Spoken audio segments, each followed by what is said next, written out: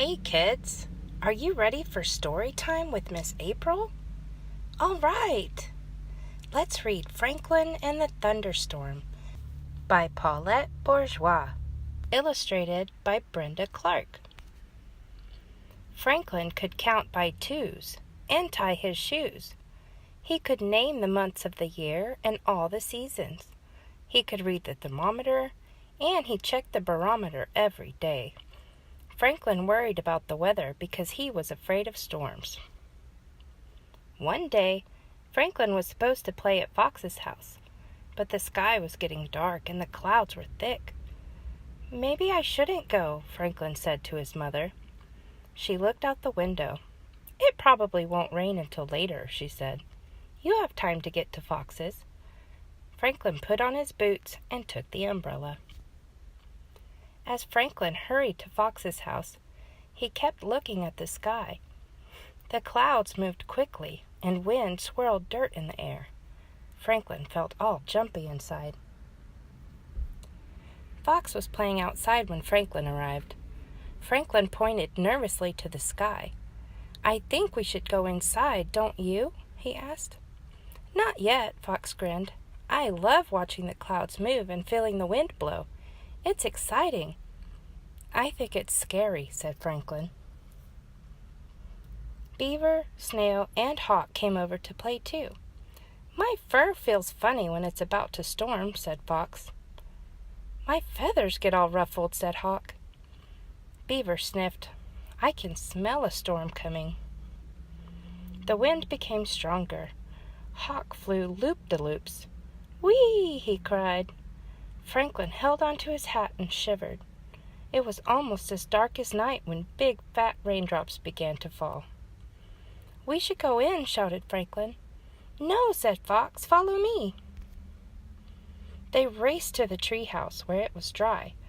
"Fox," called his mother, "time for everyone to come in."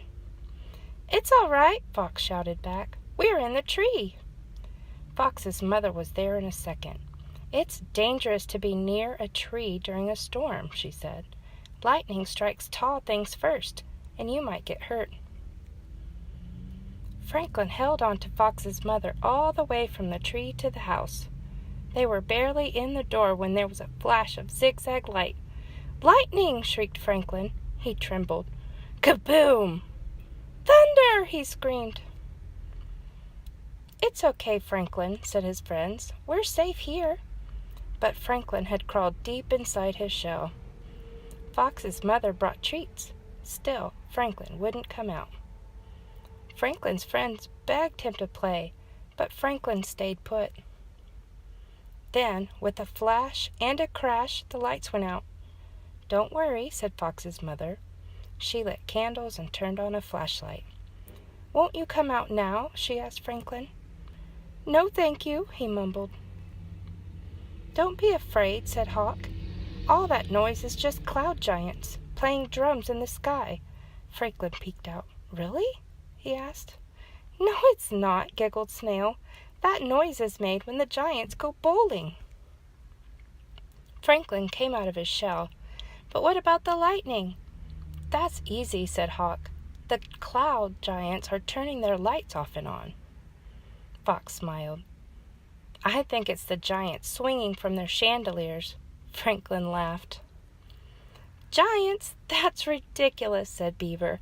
"Mr. Owl says lightning is a big spark of electricity that travels from the sky to the ground. The spark is so hot that it makes the air around it pop. That's the sound of thunder." "Amazing," said Franklin. Franklin felt a little better. He even played flashlight tag with his friends. Soon there was hardly any lightning. The thunder was a low rumble from far away, and the rain stopped. Then the lights went on. "Storm's over," said Fox. "Let's go outside and play." "Look," said Franklin, "a rainbow." "I know why the storm is over," Franklin said.